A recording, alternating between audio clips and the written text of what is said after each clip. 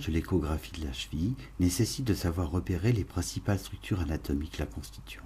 Le but de ce film est de vous aider à acquérir ces connaissances. Pour examiner les régions antérieures, latérales, médiales et postérieures de la cheville, nous vous proposons de retenir 4 positions. Pour la première position, la patiente est en décubitus, elle fléchit le genou et la cheville est posée à plat sur la table d'examen.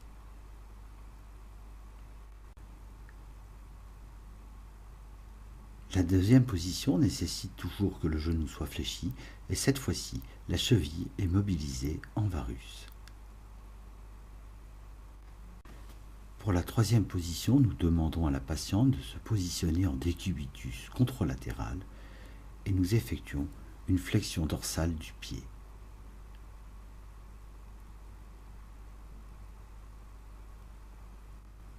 La quatrième position nécessite quant à elle que la patiente soit en décubitus ventral, pied en dorsiflexion, les orteils reposant sur la table d'examen.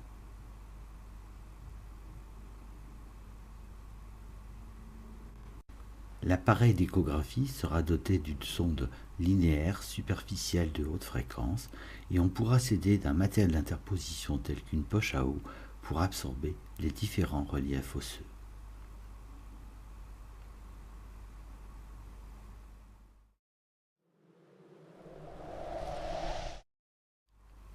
L'examen de la région antérieure débute par une coupe sagittale médiane de l'articulation tibiotalienne.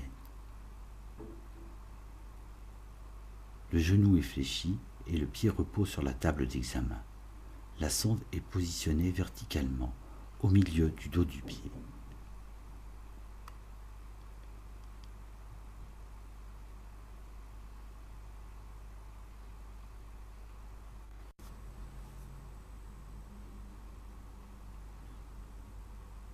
Nous repérons aisément, à gauche de l'écran, la corticale osseuse du tibia. À droite de l'écran se trouve la corticale osseuse du talus. Entre ces deux structures osseuses se situe la capsule articulaire et le récessus antérieur.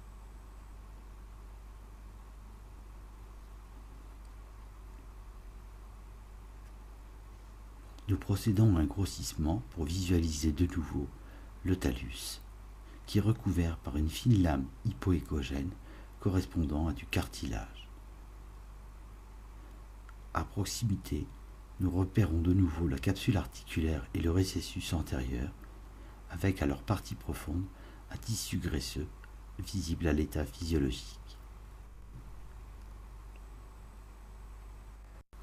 Nous procédons ensuite à une coupe transversale du dôme du talus.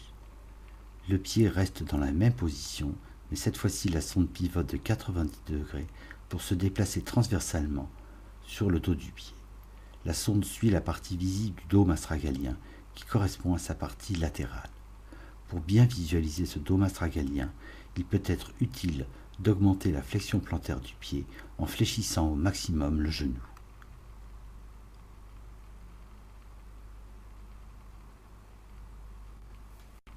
On repère alors aisément sur l'écran la corticale osseuse du dôme astragalien, caractérisée par l'ombre acoustique qui lui fait suite.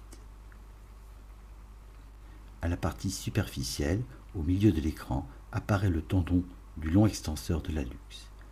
À droite de l'écran, c'est-à-dire à la partie médiale, on retrouve le tendon du tibial antérieur et à gauche de l'écran, à la partie latérale, le long extenseur des orteils.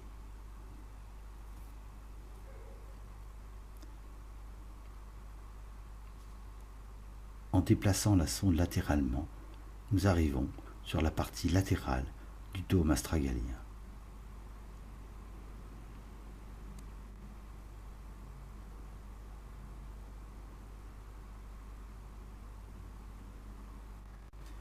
Nous effectuons ensuite une coupe sagittale de l'interligne de Chopard au niveau de l'articulation talonaviculaire dorsale. Le pied restant en flexion plantaire, la sonde descend verticalement, franchit l'articulation tibiotalienne pour tomber 3 cm plus bas au niveau de l'articulation talonaviculaire dorsale. La sonde positionnée sagittalement franchit l'articulation tibiotalienne qui apparaît sur votre écran, puis elle descend plus bas et nous arrivons sur l'articulation talonaviculaire. Voici l'os du talus et à droite de votre écran l'os naviculaire. Entre ces deux structures osseuses est tendu le ligament talonaviculaire dorsal.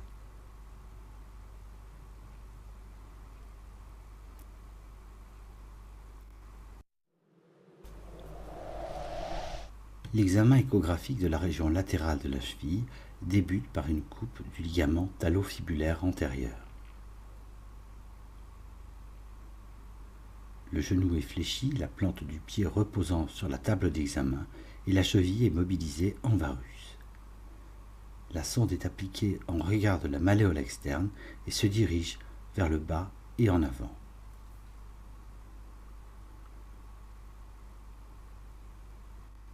On repère aisément la malléole fibulaire externe en raison de sa forme arrondie et de sa localisation superficielle. On reconnaît également aisément le col du talus. Entre ces deux structures osseuses siège le ligament talofibulaire antérieur, des costructures fibrillaires. On peut apprécier la tension et la continuité de ce ligament en effectuant une épreuve de varus forcé. L'examen se poursuit par la visualisation du faisceau antérieur du ligament tibiofibulaire inférieur. À partir de la position précédemment décrite, la sonde appliquée en regard de la malléole pivote transversalement pour se positionner en regard de l'articulation tibiofibulaire antéro-inférieure.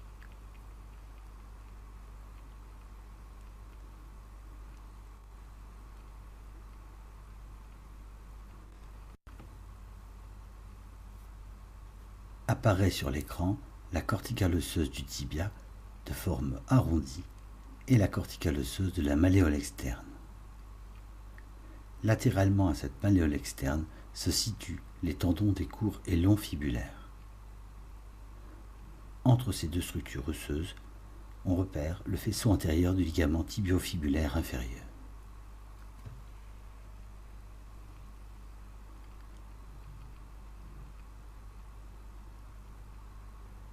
Après avoir procédé à un grossissement, nous retrouvons de nouveau ce faisceau antérieur du ligament tibiofibulaire inférieur, recouvert à sa surface par un rétinaculum qui protège les tendons des courts et longs fibulaires.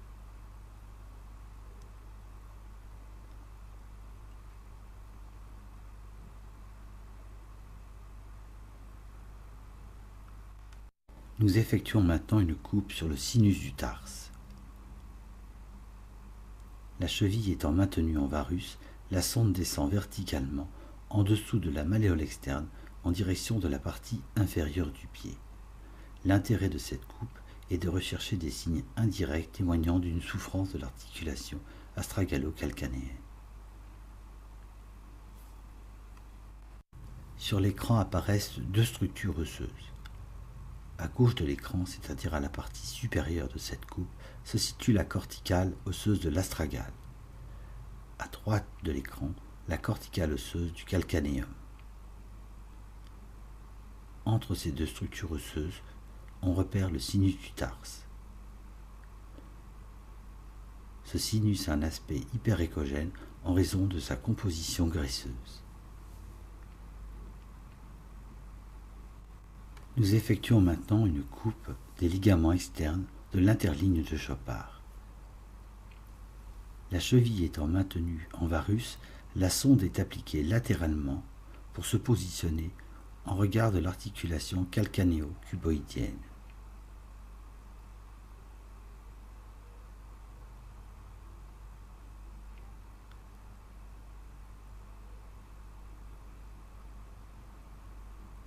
On reconnaît à gauche de l'écran le calcanéum. À la partie droite de l'écran apparaît le cuboïde. Et entre ces deux structures osseuses se situe le ligament calcanéo-cuboïdien latéral.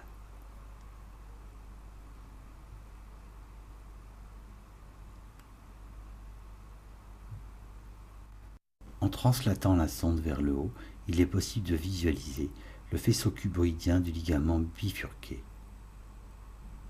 Les repères anatomiques sont les suivants. À gauche de l'écran, on peut voir le rostre du calcanéum. À droite, le cuboïde. Et entre ces deux structures apparaît le faisceau cuboïdien du ligament bifurqué. À proximité et en superficie, on retrouve le court extenseur des orteils.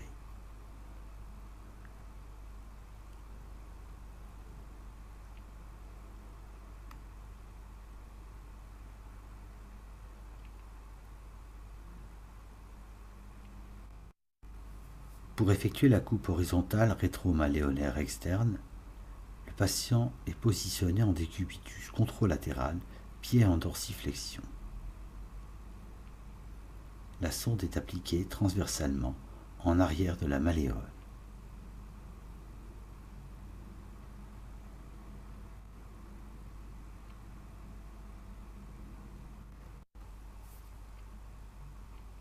À gauche de l'écran, on peut identifier la corticale osseuse de la malléole externe. En arrière de cette malléole externe, on peut visualiser le tendon du court fibulaire ainsi que le tendon du long fibulaire.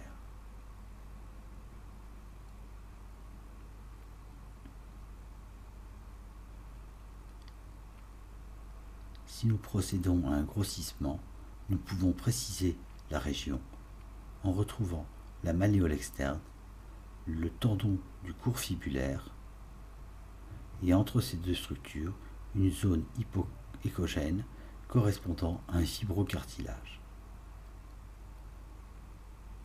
Dans le plan superficiel se situe le rétinaculum supérieur des fibulaires.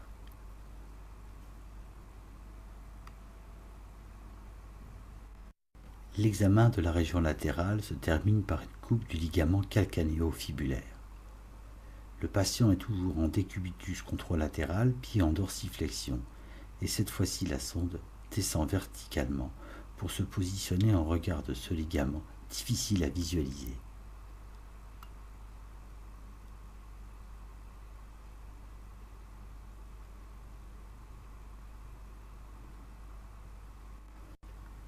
Les repères anatomiques sont les suivants. À gauche de l'écran, on peut identifier la corticale osseuse de la malléole externe. À droite de l'écran et en profondeur se situe le calcanéum. Entre ces deux structures osseuses, on trouve en surface les tendons des courts et longs fibulaires.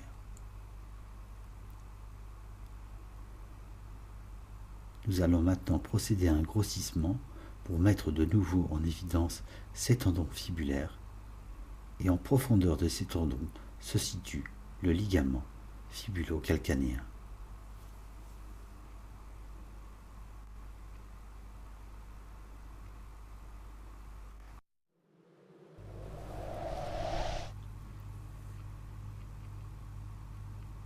L'examen de la région médiale débute par une coupe du ligament collatéral médial. Le patient est installé en décubitus dorsal, genou fléchi, la plante du pied reposant sur la table d'examen. La sonde est positionnée en regard de la malléole interne et elle est orientée vers le bas et en avant.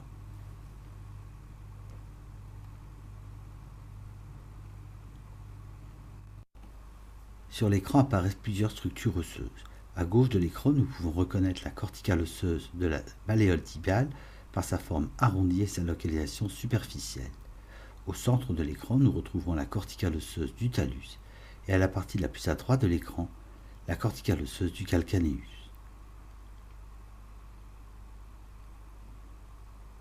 Nous allons maintenant procéder à un grossissement pour pouvoir identifier le ligament tibiotalien qui est un épais ligament constitué de deux faisceaux. Un faisceau superficiel et également un faisceau profond.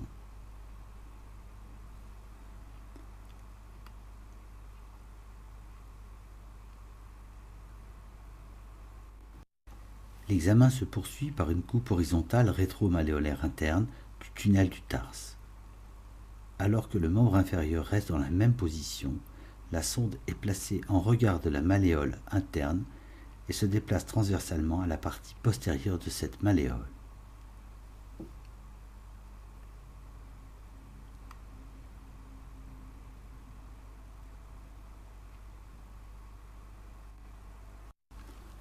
On identifie aisément la corticale osseuse de la malléole tibiale en raison de l'ombre acoustique qui lui fait suite. Cette malléole tibiale est recouverte de façon superficielle par le rétinaculum des fléchisseurs. Entre ces deux structures, on retrouve les éléments constituant le tunnel du tarse que nous pouvons identifier après grossissement. Dans la partie la plus antérieure du tunnel du tarse se situe le tendon du tibial postérieur. En arrière de ce tendon, nous retrouvons le tendon du long fléchisseur des orteils, puis l'artère et les veines tibiales postérieures, et enfin le nerf tibial postérieur.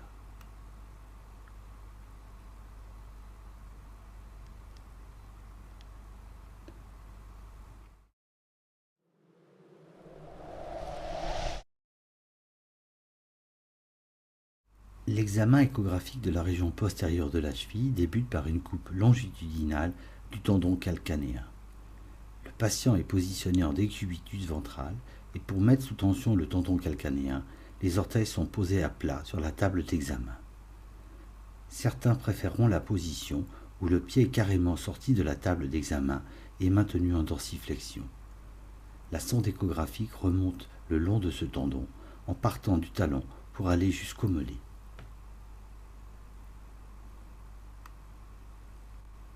Nous reconnaissons aisément la corticale osseuse du calcanéum.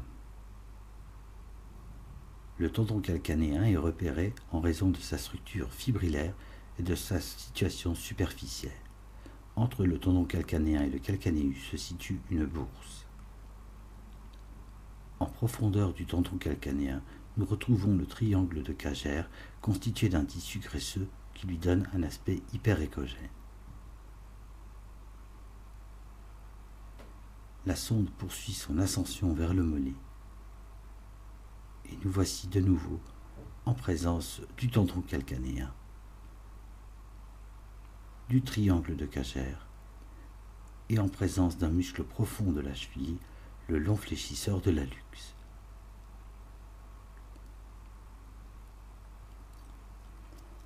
La sonde reprend son ascension en direction du mollet et peu à peu, le tendon va être l'objet d'une ramification avec le muscle solaire et encore plus haut avec les muscles gastronémiens, médial et latéral. Nous terminons l'examen avec une dernière coupe, la coupe transversale du tendon calcanéen. Le patient reste dans la position que nous avons précédemment décrite pour la coupe longitudinale de ce tendon. Cette fois-ci, c'est la sonde qui pivote de 90 degrés. Cette sonde va suivre transversalement ce tendon depuis son insertion sur le talon. La sonde remonte progressivement vers le haut du mollet pour voir apparaître les ramifications avec le muscle solaire et avec les muscles gastronémiens médial et latéral. La ligne hyperéchogène qui apparaît sur votre écran correspond à la corticale osseuse du calcanéum. Nous allons maintenant figer l'image pour vous montrer le tendon calcanéen situé en superficie. En profondeur de ce tendon, nous retrouvons le triangle de Kager.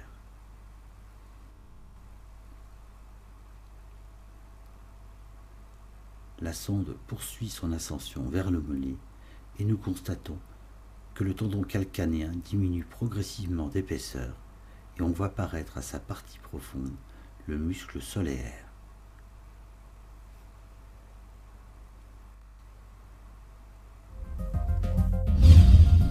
Ainsi s'achève notre film. Il ne nous reste plus qu'à vous souhaiter un excellent apprentissage de l'écho-anatomie de la cheville en débutant votre formation avec des patients indemnes de lésions.